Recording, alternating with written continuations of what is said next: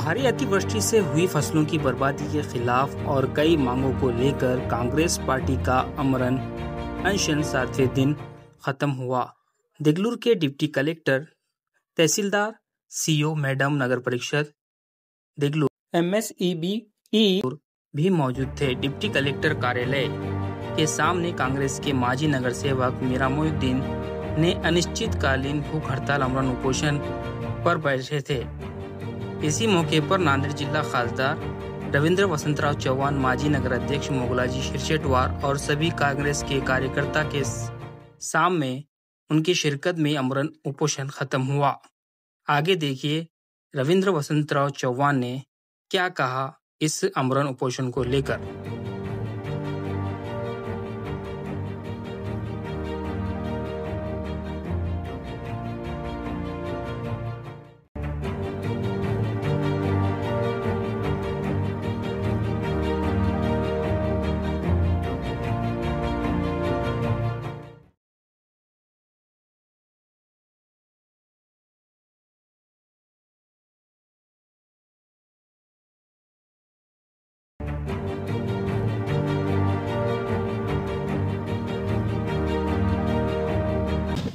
त्यांच्या मागण्या ह्या सर्वसामान्य लोकांच्या आणि शेतकऱ्यांच्या प्रति या ठिकाणी त्यांनी ठेवलेल्या प्रशासनानं या ठिकाणी दखल घ्यावी आणि आपली मागणी कुठेतरी शासन स्तरावर पोहोचावी या उद्देशाने मीरा मोहिउद्दीन साहेब मागच्या 7 दिवसापूर्वी अन्न पाणी न घेता या ठिकाणी उपोषण करत।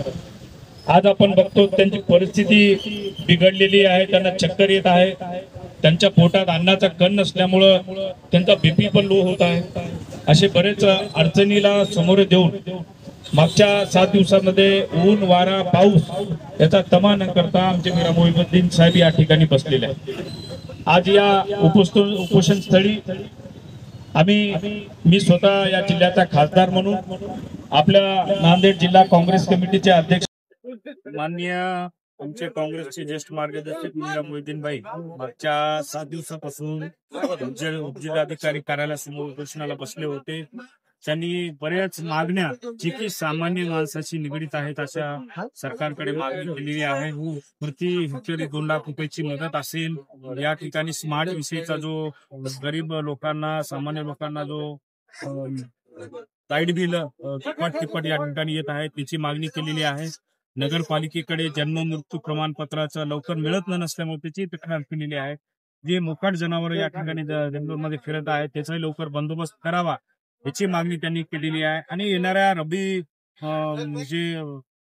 त्याला हंगाम त्याला शेतकऱ्यांना बियाणं मोफत बियाणं शासनाच्या वतीने मिळावं आणि जे खरडून गेलेली जमिनी आहेत त्यालाही विशेष पॅकेज मिळावं असे अनेक मागण्याचं निवेदन माननीय कार्यालयामध्ये दिलं होतं। पण त्या ठिकाणी योग्य वेळी प्रशासनाने नोंद न घेतल्यामुळं मीराबाईवर उपोषणाची वेळ आलेली आहे। मागच्या 7 दिवसापासून अन्न पाणी न घेता मीराबाई या ठिकाणी बसली होते। आज मी असेल या भागाचा खासदार म्हणून आमचे जिल्हाध्यक्ष हनुमंतराव मोगलाजी अण्णा शिरशेटवार असतील आणि सर्व कार्यकर्ते मंडळी मिळून अनु पाटील जे जिल्हाधिकारी आहेत, आपल्या नगरपालिकेचे सीओ मॅडम आहेत, तहसीलदार आहेत आणि लाईट विभागाचे ई आहेत, ते प्रत्यक्ष इथं आले होते आणि त्यांनी लेखी या ठिकाणी जी मीराबाईने मागणी केली होती ती लेखी आश्वासन त्या ठिकाणी दिलेलं आहे। या ठिकाणी नगरपालिकेच्या मॅडमने सांगितले की सगळ्या मागण्या तुमच्या आम्ही पूर्ण करू आणि जे स्मार्ट मीटर विषय असेल ते इथले जे ई आहेत आणि डिप्टी इंजिनियर आहेत त्याच्यामध्ये थोडस संभ्रम निर्माण आहे की बस स्मार्ट विषय मीटर बसू द्यायचं का न बसू, कारण जन आक्रोश बघता आणि जनतेमध्ये अशी इच्छा नाहीये की स्मार्ट मीटर त्या ठिकाणी महावितरणनं बसवावं। कारण त्याचं कारणही तसंच आहे की ज्या सामान्य कुटुंबाला पहिल्या मीटरचं 2000 बिल येत होतं, आता त्याच स्मार्ट मीटरचं 5000 पेक्षा तिप्पट बिल अधिकच येते। त्यामुळं स्मार्ट मीटर नेमकं काय आहे हे काय भानगड आहे अजून सामान्य लोकांना समजल नाही आणि लाईट बिल जास्त असल्यामुळं स्मार्ट मीटरवर प्रश्नचिन्ह उपस्थित होणं हे स्वाभाविक आहे। आणि अनु पाटील साहेबांनी सांगितले की आपल्या ज्या मागण्या आहेत, शेतकरी कर्जमाफी असेल, पीक विमा असेल, ते मी माननीय कलेक्टर महोदय असेल किंवा शासन स्तरावर या ठिकाणी पोहोचण्याचं काम माझ्या मार्फत करणार आहे. आणि मीरा वहिनी आज या ठिकाणी मोशन मागे घेतलेलं आहे.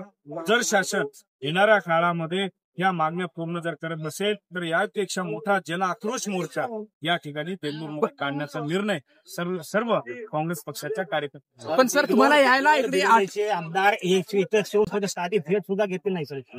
आमदार आणि खासदार दोन्ही पण आले नाही, काय सांगा तुम्हाला यायला वेळ का लागला? आता खरं तर आपण सत्ताधारी पक्षाचे जे नेते मंडळी आहेत, आपण बघू शकता शेतकऱ्याच्या या मागण्यावर एकही जण आतापर्यंत शब्द काढलेलं दिसत नाहीये. एकही मागणी राज्य सरकारकडे मागणी केलेली नाहीये. खरं तर 9च्या 9 आमदार ह्या नांदेड जिल्ह्यातले महायुतीचे आहेत, 2 राज्यसभेचे खासदार आहेत, पण त्यांनी एकत्र जाऊन त्या ठिकाणी मुख्यमंत्र्याकडे नांदेड जिल्ह्यासाठी काहीतरी मागावं, विशेष पॅकेज मागावं असं केलेलं आपल्याला कुठेही दिसत नाहीये. त्यांनी खरं तर मागणी करायला पाहिजे होती, कारण ते सत्ताधारी होते, पण शेतकऱ्याविषयी काही मागणी करताना शासनाकडे त्यांनी दिसले नाही. अहिल्यानगर येथे अमित भाई शाह केंद्रीय मंत्री आले होते, त्यांनी सांगितलं की आम्ही या महाराष्ट्राच्या पाठीशी आहोत जे पूरग्रस्तांमध्ये झालेलं आहे. नेमकं त्यांनी इथे येऊन सांगा की आराखडा आम्हाला जर पाठवला तर आम्ही मदत द्यायला तात्काळ हे आहोत, तयार आहोत. पण नेमकं येत्या मग काय अमित शहानी जे काल स्टेटमेंट अमित शहा साहेबांनी जे स्टेटमेंट काल केलेलं आहे त्याच्यावर असं दिसते की राज्य सरकारने आणखी माहिती केंद्र सरकारकडे पाठवलीच नाही. त्याच्या वक्तव्यातून ते सांगतायत की राज्य सरकारकडून अशी काही मागणी आली नाही. त्यामुळं राज्य सरकार आणखी काय वाट बघते, राज्य सरकार वाट बघते का आणखी किती शेतकऱ्यांनी आत्महत्या करावं, किती शेतकऱ्याच्या आत्महत्याचं सूड या ठिकाणी राज्य सरकार त्यांच्या अंगावर घेणार आहे. त्यामुळे आपल्या माध्यमातून राज्य सरकारला विनंती करतो की आपण लवकरात लवकर शेतकऱ्याच्या खात्यात, खरं तर 1 महिन्यापासून आज शेतकरी आर्थिक संकटात सापडलेला आहे. 1 महिन्याच्या आत म्हणजे एवढे 1 महिना झाल्यावर सुद्धा आणखी कशाची वाट राज्य सरकार बघते हे खरं तर पंचनाम्याची देखील 31 तारीख वाढवलेली आहे. नाही, आपण मागणी केलेली आहे की पंचनामा वगैरे काही करू नये. काल परवाच्या दिवशी मी मुंबईला गेलो होतो. आपले राज्याचे मुख्यमंत्री देवेंद्र फडणवीस साहेब आणि उपमुख्यमंत्री अजितदादा पवार या दोघांची भेट घेऊन नांदेड जिल्ह्याची इत्थंभूत माहिती मी त्यांना सादर केलेली आहे. पावसामुळे तर झालेलंच आहे, पण अनेक जमिनी या ठिकाणी खरडून गेलेल्या आहेत. बॅकवॉटरमुळे शेतकऱ्यांचं नुकसान झालेलं आहे. येणाऱ्या रब्बीला या ठिकाणी लोकांकडे पेरणीसाठी पैसे उपलब्ध नसणार आहेत आणि बँकेची जी वसुली आहे ती मोठ्या प्रमाणात बँकेचे अधिकारी शेतकऱ्याकडे तगादा लावत आहेत. याच्यावर कुठेतरी आपण ब्रेक लावावा. या सगळ्या गोष्टीची मागणी हे माननीय मुख्यमंत्री सर, कर्नाटक राज्यामध्ये कर्नाटक राज्यामध्ये हेक्टरी 17,000 रुपये, पंजाबमध्ये 50,000 रुपये, तर आज महाराष्ट्र राज्यामध्ये केंद्रात राज्याची सत्ता आणि राज्यातील सत्ता 8,500 रुपये. आपण बघू शकता की जेव्हा 2005-06 मध्ये असाच प्रकारचा मोठा पाऊस आला होता तेव्हा तत्कालीन काँग्रेसचे पंतप्रधान मनमोहन सिंग स्वतः नांदेड जिल्ह्याच्या दौऱ्यावर हवाई पाणीला आले होते. मुख्यमंत्री विलासरावजी देशमुख, शिवराजजी पाटील चाकूरकर ही सर्व मंडळी येऊन हवाई पाहणी करून तात्काळ शेतकऱ्यांना 15 दिवसाच्या आत त्यावेळेस मदत केलेली सर्व नांदेड जिल्ह्यालाही आज या ठिकाणी आठवते.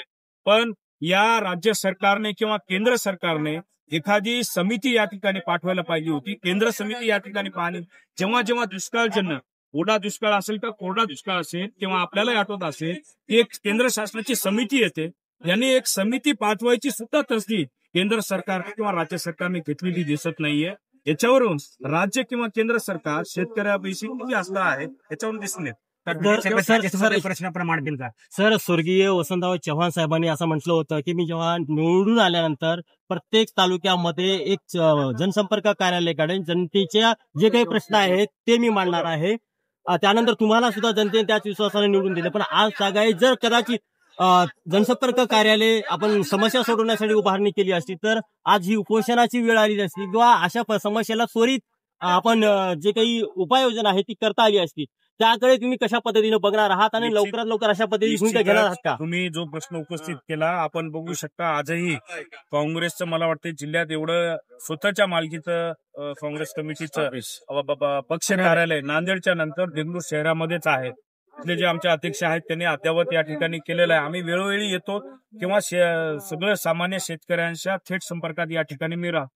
माझी अडचण एवढीच होत आहे की मी एकमेव काँग्रेसचा या ठिकाणी लोकप्रतिनिधी आहे आणि माझ्या याच्यामध्ये 1200-1250 गावं या ठिकाणी आणि महापालिका क्षेत्र येते. त्यामुळं मला सगळं बघण्यामध्ये बराचसा वेळ, लोकांचे प्रश्न सोडवण्यास बराचसा वेळ मी देतो, तरी वेळ कमी पडते. पण ती जेवढा जास्तीत जास्त वेळ लोकांचे सामान्य प्रश्न सोडवण्यासाठी देतोय. आपण बघा, मागच्या 1 महिन्यामध्ये 150 ते 200 गावं मी या ठिकाणी फिरलेलो आहे आणि लोकांच्या मतं जाणून घेतली की या ठिकाणी लोकांमध्ये अडीअडचणीच्या काळात त्यांची बॅकवॉटर असेल, पावसामुळे जाऊन पाहणी केलेली आहे. त्यामुळे निश्चितच येणाऱ्या काळामध्ये आपण जे प्रश्न उपस्थित केला त्याचाही लवकर निवारण आपण